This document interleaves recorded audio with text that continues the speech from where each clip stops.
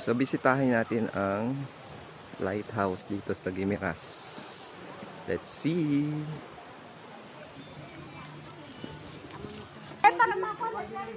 Okay, so ito ang Guimaras.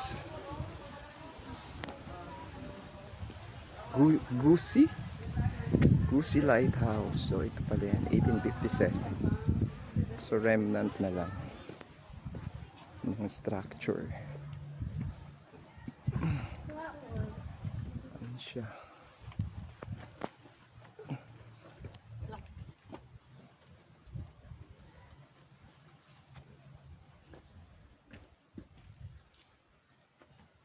So yan ang lighthouse ng Guimaras, established in 1857. So ito na lang ang natira.